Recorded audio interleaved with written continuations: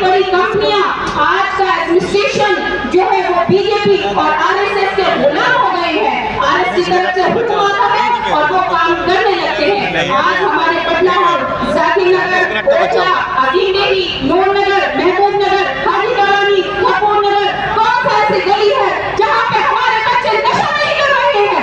कौन सी ऐसी गली है जहाँ पर रेल पटरी वाले रोक रहा है? कौन सी ऐसी जगह है जहाँ पर लोगों का पेट भरने के लिए रोक रहे हैं? इस हुकूमत ने इसको यहाँ पर गली की एक जगह बना दिया है, यहाँ अमन और चैन सुकून खा दिया है। आज के दौर में अगर आप कहीं बाहर से यहाँ एक ऑटो वाले को करते हैं तो वो ऑटो वाला जामिया मेट्रो स्टेशन तक तो आपको उतार देगा, लेकिन बटला हाउस नहीं आएगा, जाकिर नगर नहीं आएगा, पहलवान चौक नहीं आएगा, हरी मस्जिद नहीं आएगा। कहाँ आएगा? वो अमानत के घर तक तो जरूर आ जाएगा, क्योंकि वो आरएसएस का प्यादा है ना, इसलिए वो हमारा भाई नहीं है, वो आपका भाई नहीं है, वो हमारा रहनुमा नहीं है, वो मुसलमान नहीं है। जिसका मुसलमान भाई तकलीफ में हो और वो अंदर घर में बैठा हो, वो इंसान नहीं है, वो जल्लाद है और वो इंसान नहीं कहलाने के लायक है जो ऐसी ताकत हो और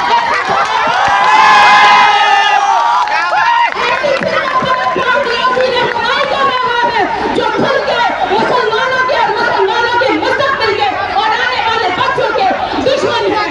वो ऐसा क्यों नहीं कहता? अभी आपने पिछले दिनों हमारा मुख्यमंत्री जेल में चला गया, क्यों चला गया? भाई शराब के झोंके फेंके और जगह जगह गली गली खुलवा रहा था, इसलिए चला गया। अरे ये क्यों नहीं कहा कि मैं मुसलमानों के बच्चों के लिए हर 50 मीटर की दूरी पर स्कूल खुलवाऊंगा, मुसलमानों को परेशानी ना हो, जैसे इतनी दूर अस्पताल में ना जाना पड़े, मैं स्कूल के लिए, मैं बच्चों के इलाज के लिए, बुजुर्गों के इलाज के लिए अस्पताल खुलवाऊंगा। ये क्यों नहीं कहा जो नौजवान बेरोजगार नशा कर रहे हैं उनके लिए रोजगार के बेहतर रास्ते बनाऊंगा। आज एक बात और मैं आपसे कह रही हूँ कि जो दिल्ली में आज सबसे बड़ा मुद्दा है, हर जगह एक मुद्दा है कि जो रेहड़ी पटरी वालों को पुलिस वाले खदेड़ते हैं, ये एक बहुत बड़ा मुद्दा है। क्या गरीब आदमी को हक नहीं है वो इंसाफ से रोजी रोटी कमाए और अपने बच्चों का पेट भरे? क्या वो पुलिस के गंदे खाने के लिए वो 200 रुपए कमाता है तो 150 रुपए पुलिस वाले को दे देता है? कैसे वो अपना घर चलाएगा, बच्चों को पालेगा, माँ बाप की दवाई लाएगा?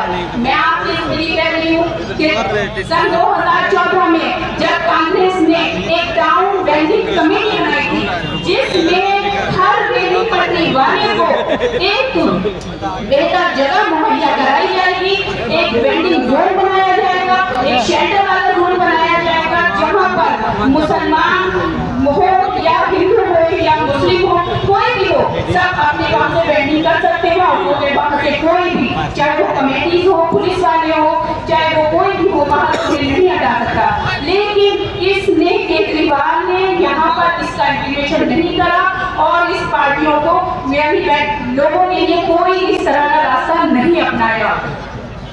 बहुत देर से आप लोग सबकी बातें सुन रहे हैं, जिनका तहे दिल से बेसब्री से इंतजार है श्री कन्हैया कुमार जी हमारे बीच 20 चंद मिनटों में पहुंचने ही वाले हैं। और अपनी बात से पूरी करती हूँ कि अगर एक ही पार्टी का एमएलए होगा, काउंसलर होगा, तो आप खुद सोचिए कितनी बेहतर तरीके से काम करना पड़ेगा और काम होगा।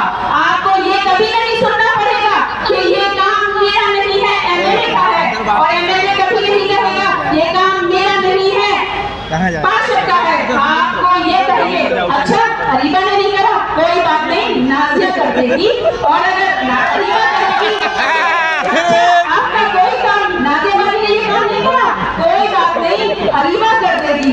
इसी मोहब्बत और जोश से आने वाली 5 तारीख को आपको अरीबा जैसी होनहार, समझदार और माशाअल्लाह अल्हम्दुलिल्लाह इस जैसी सोच की बच्ची को आगे बढ़ाइए, क्योंकि इनमें से आज अरीबा यहाँ खड़ी है, हो सकता है आने वाले 5 साल के बाद आप में से आपकी कोई बेटी